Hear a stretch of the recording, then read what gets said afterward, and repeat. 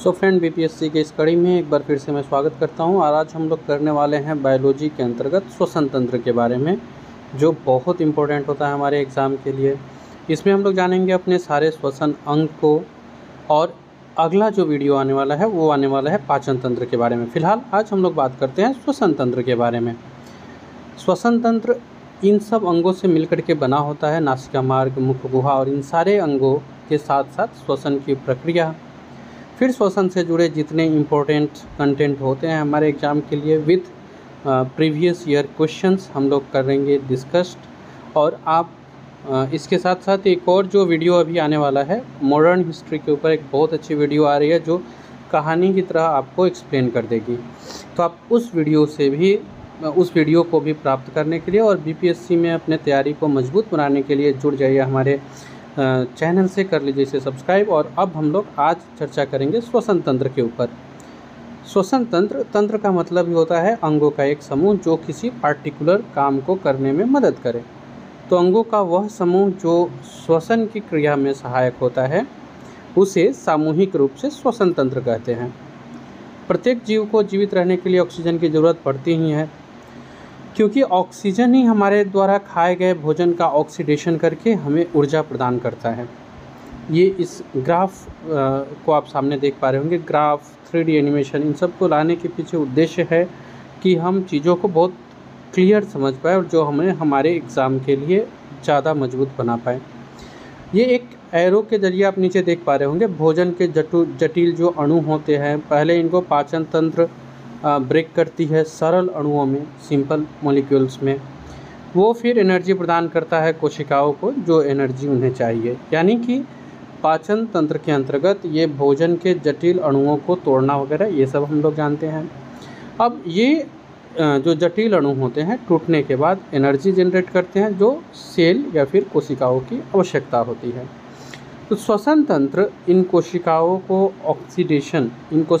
को ऊर्जा प्राप्त करने के लिए जिस ऑक्सीडेशन की सहायता होती है वही काम करता है।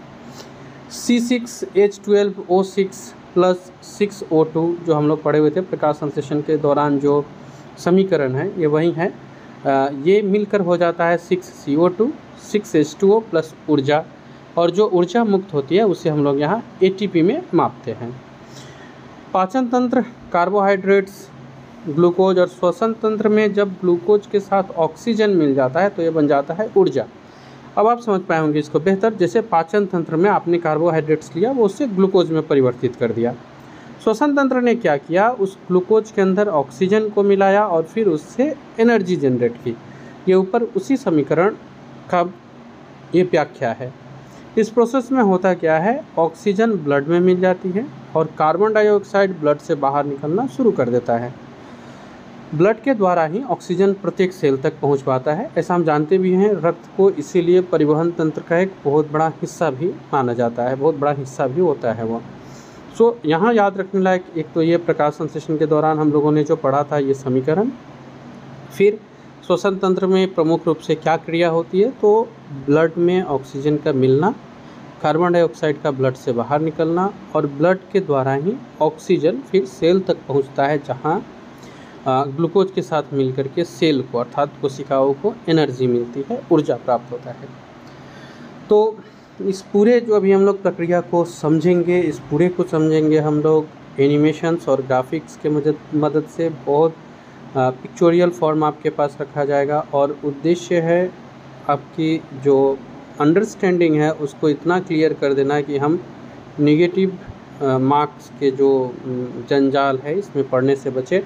हो सकता है कि आपने श्वसन तंत्र पहले पढ़ा हो, जानते हो, फिर भी आपको ये वीडियो अंत तक देखनी चाहिए, क्योंकि बहुत सारे फिगर्स के जरिए आप उन चीज़ों को अपने अंदर सीमेंटेड कर लेंगे, अच्छे तरह से आप उसे याद कर लेंगे। सो आते हैं अब अपने अगले स्लाइड्स पर। ब्लड के द्वारा ही O2 प्रत्येक सेल तक पहुंचता है, और अगले स्लाइड्स में हम देखेंगे प्रत्येक अंग को एक पिक्चर के साथ, श्वसन अंग को। ये रहा वो स्लाइड्स। सबसे ऊपर आपको दिख रहा होगा नेज़ल पासेस अर्थात नासिका मार्ग, श्वसन तंत्र का एकदम इनिशियल स्टेज में जो सबसे पहला अंग है। इसके नीचे है ओरल कैविटी अर्थात मुख गुहा, फिर ग्रसनी, एपिग्लॉटिस, स्वर यंत्र, trachea, pleural membrane, bronchi, bronchioles, कुपिका, फेफड़ा और डायफ्राम, ये सारे मिलकर श्वसन तंत्र का निर्माण करते हैं और इन सब के अलग अलग कार्य होते हैं जो हम लोग इस वीडियो में देखने वाले हैं। प्रैक्टिकली जो हम लोग देखते हैं, नासिका मार्ग से हवा अंदर जाती है, मुख गुहा होते हुए ग्रसनी तक पहुंचती है, जहां से ये एपिग्लोटिस को जाती है, फिर स्वर यंत्र, लाइरिंक्स, ट्रैकिया और मेम्ब्रेन्स, ब्रोंकाई, ब्रोंकियोल्स, कुपिका, फेफड़े होते हुए डायफ्राम तक। डायफ्राम का जो श्वसन लेते समय प्रसार, श्वसन लेते और छोड़ते समय जो प्रसार और सिकुड़न होता है, ये सारे मिलकर श्वसन तंत्र के पूरे कार्यों को संपन्न करते हैं। तो आप एक बार इन सारे चीज़ों को याद भी रख लीजिएगा। और ये रहा वो एनिमेशन ग्राफ जिसके ज़रिए हम बेहतर तरीके से आपको समझाने की कोशिश कर रहे हैं। ये नासिका में आने के बाद जो मुख गुहा के अंदर से जाना हो रहा है, ये उस चीज़ को दिखाया जा रहा है आपको एनिमेशन के ज़रिए। इसके अंदर ये आता है एपिग्लोटिस का काम आपने देखा। इसके बाद काम शुरू होता है स्वर यंत्र का, जो आपको दिख रहा होगा एपिग्लोटिस के नीचे, जो ये जहाँ पे अभी एरो है आप देख पा रहे होंगे, ये होता है स्वर यंत्र। कई बार जो हम लोगों को सांस बहुत देर तक जब हम लोग रोकते हैं तो आवाज़ में भी परिवर्तन आ जाता है। ट्रैकिया जहाँ पे अभी एरो है वो दिखा रहा है स्वर यंत्र के ठीक नीचे। आगे चल कर के ये तो मेम्ब्रेन की तरफ जाएगी, ये रहा वो प्लूरल मेम्ब्रेन। ब्रोंकाई की तरफ अभी एरो है, जो आप देख पा रहे हैं ये ब्रोंकाई है। इसके नीचे जो आपको नली टाइप की निकली हुई दिख रही है, सॉरी, इसके ऊपर जो एक आपको अभी एरो में दिखाया जा रहा है ये है ट्रैकिया, और इसके नीचे यानी ब्रोंकाई के नीचे ये जो वाइट कलर के तंतु टाइप के, रेशा टाइप के निकले हुए, इनको ब्रोंकियोल्स बोलते हैं। जो अभी आपको यहाँ जहाँ पे अभी एरो है आप देख पा रहे हैं ये है ब्रोंकियोल्स। इसके नीचे आती है कुपिका, जो इन्हीं के तंतुओं में से एक तंतुनुमा आकृति होती है जो कुपिका कहलाती है। इस पूरे पार्ट्स को आप फेफड़ा कहते हैं, और नीचे की ओर जो एक धनुषाकार में दिख रहा है ये होता है डायफ्राम। फिलहाल आप एरो के जरिए इसको, जब कुपिका को जहाँ अभी मैंने रखा है, जब आप इसे जूमिंग करके देखते हैं तो कुछ ऐसा चित्र बनता है जो आपको ऊपर की ओर दिखाया जा रहा है।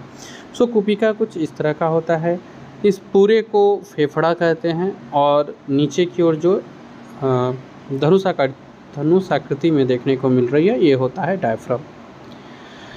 तो फेफड़े और डायफ्राम को फिर और ज़रूरत नहीं पड़ती है। काम कैसे करती है इसको आप देख लीजिए। जैसे जैसे श्वसन, सांस का लेना और छोड़ना होता है, उस तरह से फेफड़े में प्रसार और सिकुड़न देखने को मिलती है। और इसके साथ साथ नीचे की ओर जो आकृति है, ये जो यू वाली आकृति है, सॉरी धनुष आकृति है जिसको डायफ्राम कह रहे हैं, ये भी सांस लेने के साथ साथ फूलना और सिकुड़ना इस काम को संपन्न करता है। तो इस तरह से एक पूरा सांस लेने के अंदर ये सारे अंग मिलकर के श्वसन क्रिया को संपन्न करते हैं।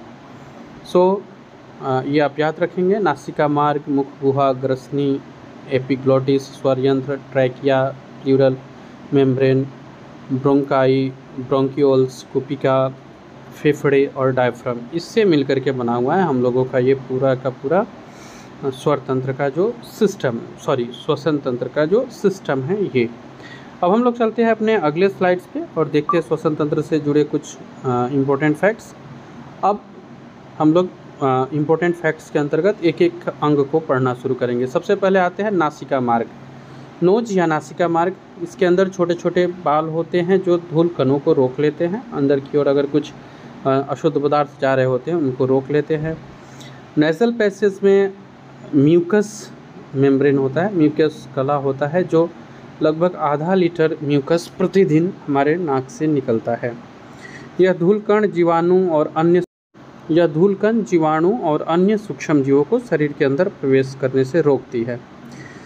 ये जो हवा अंदर जाती है उसको भी नम और शरीर के टेम्परेचर को मेंटेन करने का काम भी करती है। अर्थात श्वसन तंत्र का जो पहला अंग है नाक या नासिका मार्ग, ये अशुद्धियों को अंदर जाने से रोकती है, और धूलकण जीवाणु और सूक्ष्म जीवों को शरीर के अंदर प्रवेश करने से तो रोकती ही है, ये प्रवेश करने वाले वायु को नम और शरीर के ताप को बराबर बनाए रखती है।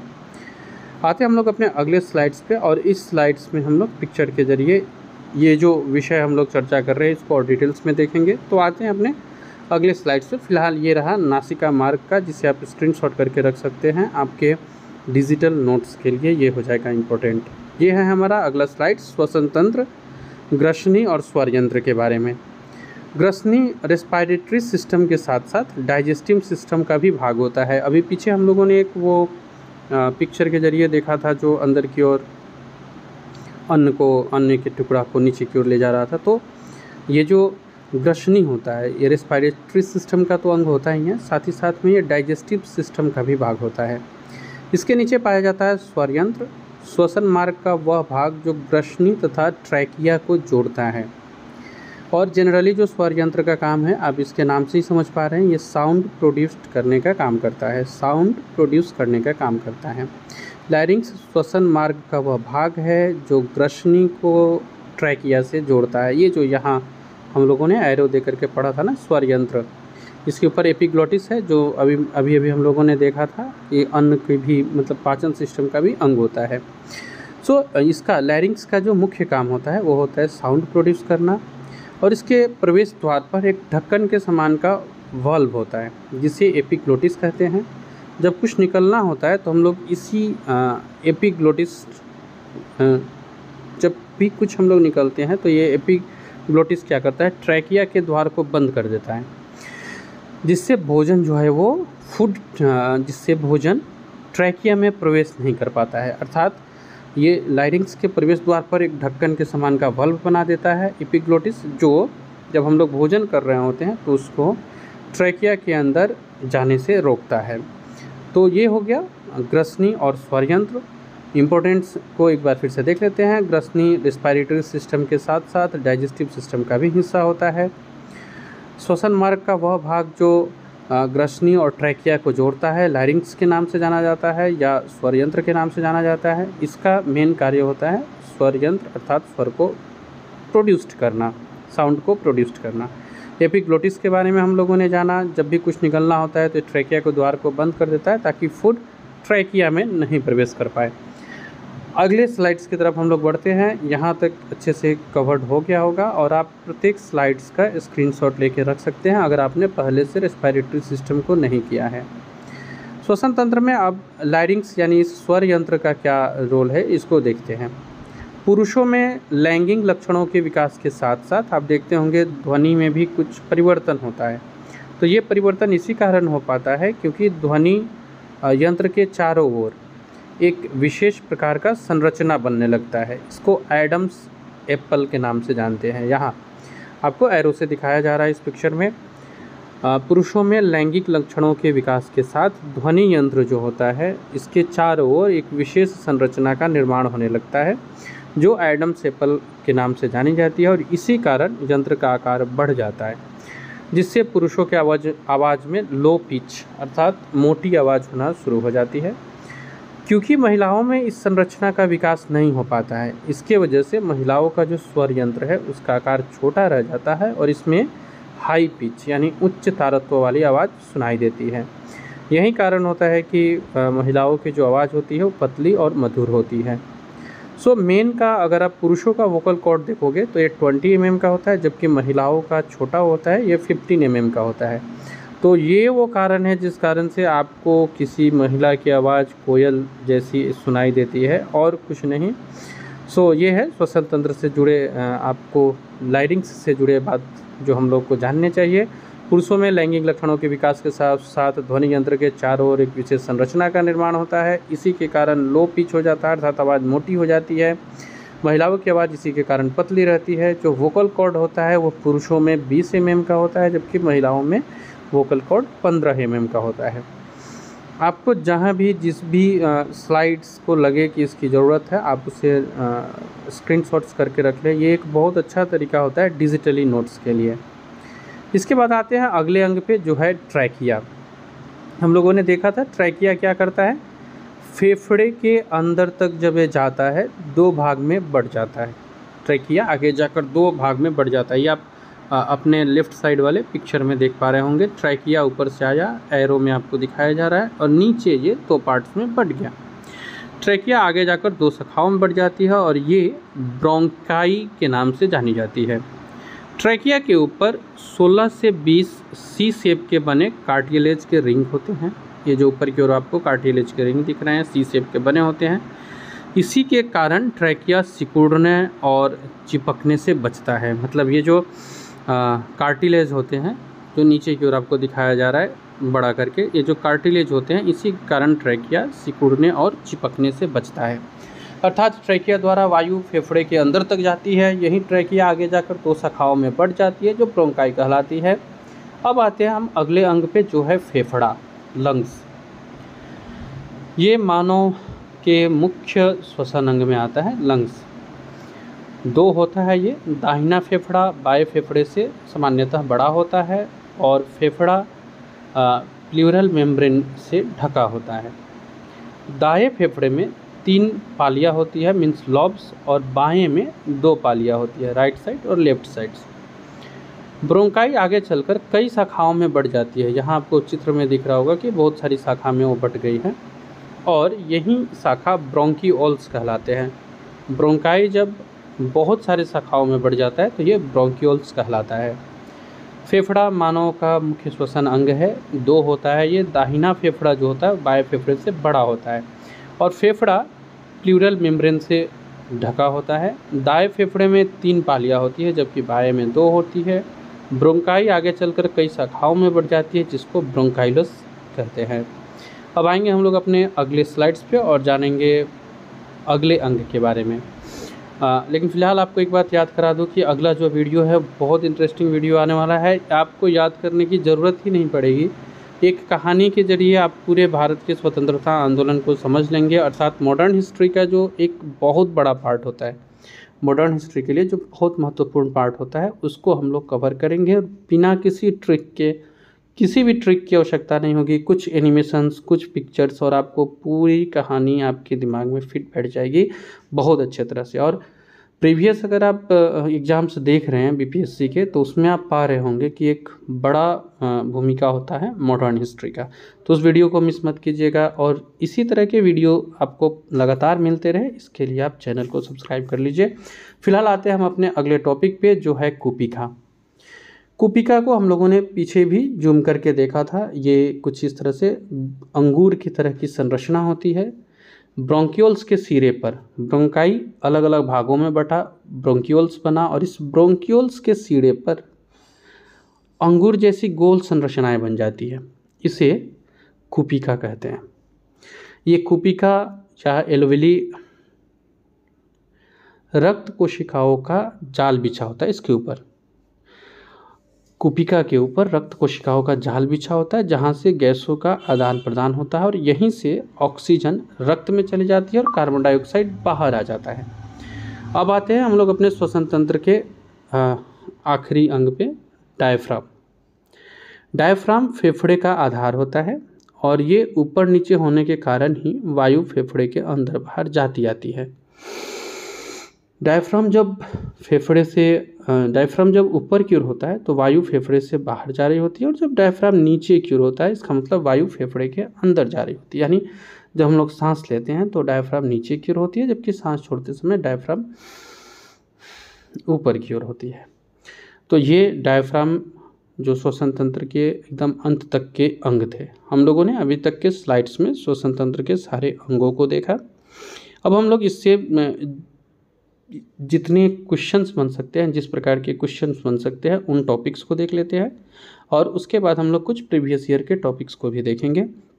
फिलहाल इन सारे अंगों को आप एक बार रिवीजन कर लें और आप इतना ही नहीं स्क्रीनशॉट्स लेकर के डिजिटल नोट्स तो ज़रूर बना लीजिएगा। आते हैं हम अपने अगले स्लाइड्स पे और अगला स्लाइड्स बता रहा है श्वसन प्रक्रिया के प्रोसेस को। एक्सटर्नल रेस्पिरेशन, बाह्य श्वसन जो होता है इसमें गैसों का शरीर में परिवहन होता है। मतलब श्वसन प्रक्रिया 3 प्रकार का होता है, या तो एक्सटर्नल रेस्पिरेशन होगा, ट्रांसपोर्टेशन ऑफ गैसेस होगी, या इंटरनल रेस्पिरेशन होगा जिसको आंतरिक श्वसन या सेल्यूलर रेस्पिरेशन, कोशिकीय श्वसन कहते हैं। अर्थात श्वसन प्रक्रिया 3 प्रकार से हो जाएगी। बाह्य श्वसन, गैसों का शरीर में परिवहन मीन्स ट्रांसपोर्टेशन ऑफ गैसेस, और जो तीसरा प्रक्रिया होगा इंटरनल रेस्पिरेशन या सेल्यूलर रेस्पिरेशन, आंतरिक श्वसन या कोशिकीय श्वसन। तो ये सांस लेने की, श्वसन की जो अलग अलग प्रक्रिया है वो ये है। ये 3 प्रकार की प्रक्रिया होती है, इन्हीं के बारे में हम लोग जानेंगे। आते हैं अपने अगले स्लाइड्स पे और देखते हैं पिक्चर फॉर्म में इन तीनों के बारे में। सबसे पहले देखते हैं एक्सटर्नल रेस्पिरेशन, बाह्य श्वसन के बारे में। कोई भी ऑर्गेनिज्म तथा इन्वायरमेंट, इनके बीच जब ऑक्सीजन और कार्बन डाइऑक्साइड गैस का आदान प्रदान होता है तो वह एक्सटर्नल रेस्पिरेशन या बाह्य श्वसन कहलाता है।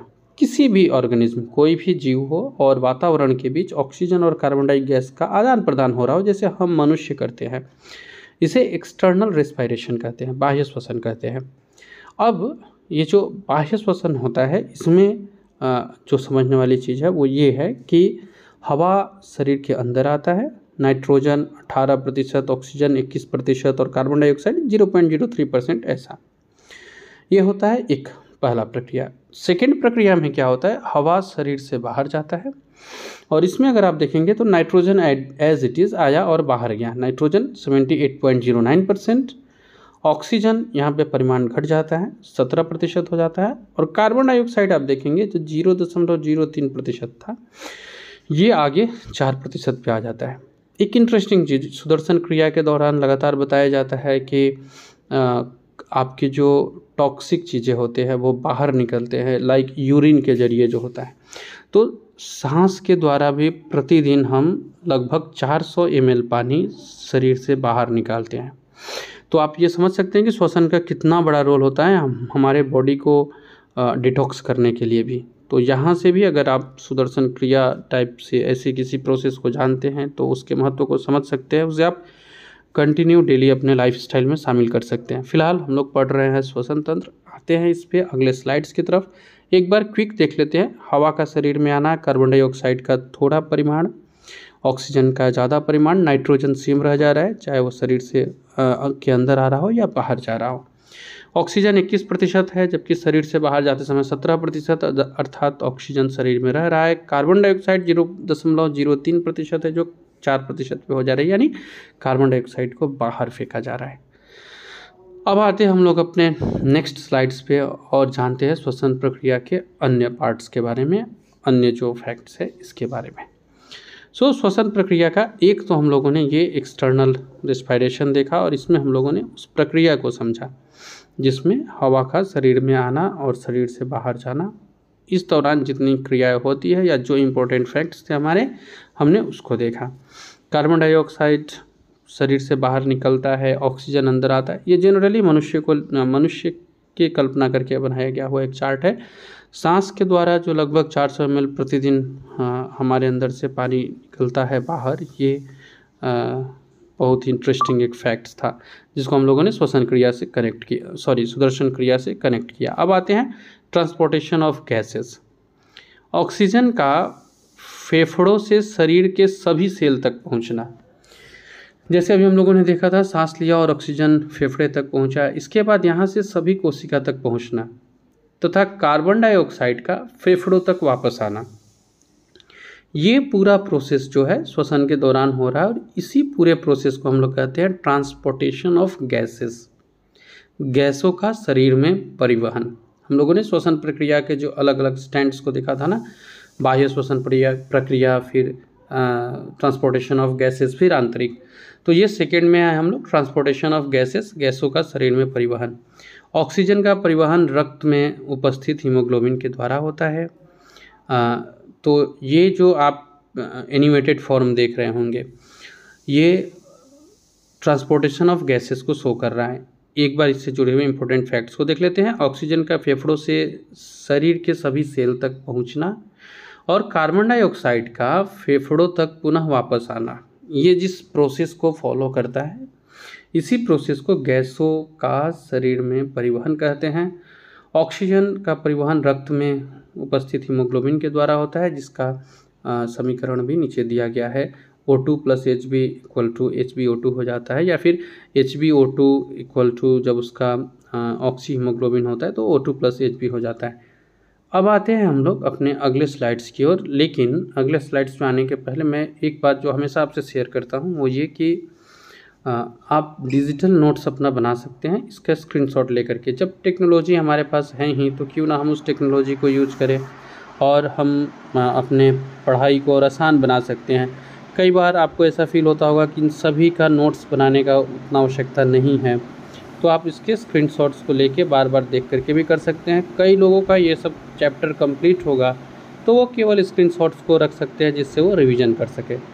अगला स्लाइड्स है कार्बन डाइऑक्साइड के ट्रांसपोर्टेशन के बारे में बता रहा है। कोशिका से फेफड़े तक 3 प्रकार से होता है, एक हीमोग्लोबिन के द्वारा, दूसरा प्लाज्मा के द्वारा और जो सबसे ज़्यादा होता है वो होता है बाइकार्बोनेट के द्वारा लगभग 70%। हीमोग्लोबिन के द्वारा 10 से 20%, प्लाज्मा के द्वारा 7% और बाइकार्बोनेट के द्वारा 70%। इस वीडियो को कंप्लीट करने के बाद फ्रेंड्स हम लोग प्रीवियस ईयर क्वेश्चन तो देखेंगे ही, लेकिन आपके श्वसन संबंधित जितने क्वेश्चन बनते हैं वो आप आसानी से सॉल्व कर लोगे। इसके लिए हम लोग ये एनिमेटेड फॉर्म, ग्राफिक्स, पिक्चर्स इनको लेकर के आए हैं और साथ साथ में एक कमेंट्री भी लाई जा रही है बैकग्राउंड में, जिससे आप चीज़ों को और भी अच्छी तरह से समझ जाए। फिर भी अगर आपको रहता है दिक्कत तो स्क्रीन पे जो नंबर दिए गए हैं आप उसे नोट कर लें और आप उस नंबर पे व्हाट्सएप करके भी सॉल्यूशन पा सकते हैं। श्वसन प्रक्रिया के अब तीसरे प्रोसेस में आते हैं, इंटरनल या सेल्यूलर रेस्पिरेशन। भोजन के डाइजेशन के बाद हमें ग्लूकोज मिला और ये ग्लूकोज ब्लड की सहायता से कोशिका तक पहुंचता है। इस ग्लूकोज का सेल में यानी कोशिका में ऑक्सीजन द्वारा ऑक्सीडेशन कर लिया जाता है, जिसके बाद हमें कार्बन डाइऑक्साइड, H2O और एनर्जी ये प्राप्त होती है। ये जो पूरा प्रोसेस है भोजन के डाइजेशन के बाद से लेकर के CO2 और H2O एनर्जी को प्राप्त करने तक जो बाद में निकलता है, कार्बन डाइऑक्साइड निकलता है, H2O निकलता है और फिर हमें एनर्जी मिलती है। तो इस पूरे प्रोसेस को कोशिकीय श्वसन कहते हैं, जो 2 प्रकार की होती है, अनॉक्सी और ऑक्सी, अनेरोबिक और एरोबिक रेस्पिरेशन। अब इनको जान लेते हैं। अनेरोबिक या अनॉक्सी श्वसन और एरोबिक रेस्पिरेशन यानी ऑक्सी श्वसन। ऑक्सी और अनॉक्सी में क्या अंतर है? ऑक्सी श्वसन में पहला पॉइंट कह रहा है जो श्वसन ऑक्सीजन की उपस्थिति में होता है, जहां ऑक्सीजन हो और फिर रेस्पिरेशन हो रहा हो, वो ऑक्सी श्वसन कहलाता है। जैसे हम लोगों ने अभी जो एक देखा था ना कि इसका समीकरण देखा था, C6H12O6 plus O2 equal to CO2 plus H2O plus ऊर्जा। ठीक इसके विपरीत यानी जिस श्वसन में ऑक्सीजन की अनुपस्थिति नहीं हो उसे अनऑक्सी श्वसन कहते हैं। C6H12O6 इसमें भी होता है। इसमें लैक्टिक एसिड, कार्बन डाइऑक्साइड और H2O फिर ऊर्जा इनका जनरेशन होता है। तो ऑक्सी श्वसन कोशिका द्रव और माइटोकॉन्ड्रिया में होता है, जबकि अनॉक्सी श्वसन का पूरा काम कोशिका द्रव यानी साइटोप्लाज्म में पूरा हो जाता है।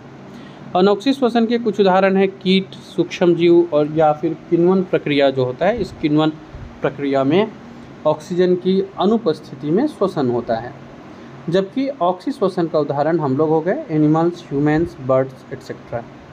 ये बहुत आसान टॉपिक्स था और आप लोग बहुत आसानी से समझ गए होंगे इसको। रेस्पिरेशन प्रोसेस 2 प्रकार की होती है, ऑक्सी, अनॉक्सी। जो श्वसन ऑक्सीजन की उपस्थिति में हो उसे ऑक्सी कहते हैं, जहां ऑक्सीजन अनुपस्थित हो उसे अनॉक्सी कहते हैं। लैक्टिक एसिड का संबंध कई बार पूछता है, तो ये ऑक्सीजन लेस जो रेस्पिरेशन होता है उसका अंग है।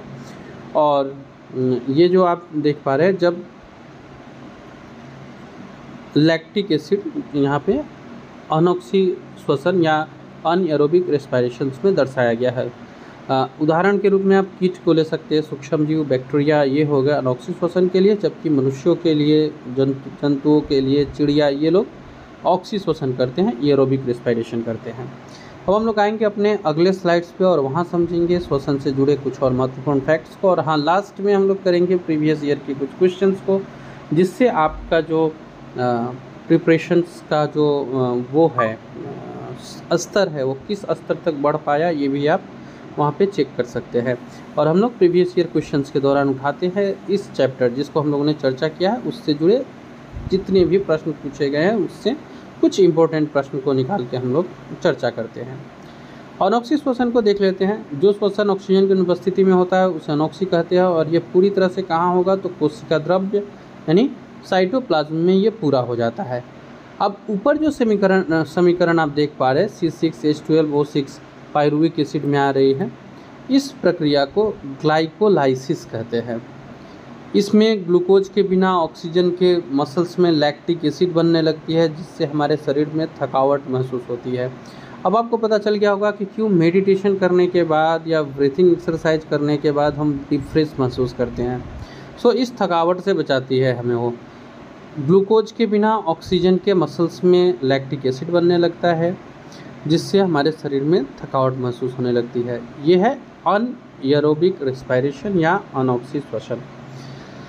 तो अनॉक्सी श्वसन में क्वेश्चन एक ये बनता है कि ऑक्सीजन की अनुपस्थिति, ये तो याद ही रहेगा। अनॉक्सी श्वसन पूरी तरह से कहाँ पे कंप्लीट होती है, तो साइटोप्लाज्म या कोशिका द्रव्य में। इस पूरे प्रक्रिया को क्या कहते हैं, तो ग्लाइकोलाइसिस कहते हैं, और इसमें ग्लूकोज बिना ऑक्सीजन के मसल्स में लैक्टिक एसिड बनाता है। अब आते हैं एरोबिक रेस्पिरेशन को, यानी ऑक्सी श्वसन को देखते हैं। एरोबिक रेस्पिरेशन या ऑक्सीजन की उपस्थिति में होता है ये। इसका जो समीकरण है वो हम लोग पहले से देखते आ रहे हैं, वही समीकरण है। इस प्रोसेस को 2 साइकिल के द्वारा कंप्लीट किया जाता है, एक ग्लाइकोलिसिस और एक क्रेब्स चक्र, क्रेब्स साइकिल, ये आप लोगों ने पढ़ा होगा। ग्लाइकोलिसिस ग्लूकोज और पायरुविक एसिड का निर्माण करती है, और कर्ब्स सेल कहाँ पे कंप्लीट होता है, ये क्वेश्चन कई बार पूछा गया है। तो ये सेल के माइटोकॉन्ड्रिया में, यानी जो कोशिका का ऊर्जा गृह होता है वहाँ कंप्लीट होता है। एक बार फिर से ये 2 पॉइंट बहुत इंपॉर्टेंट है।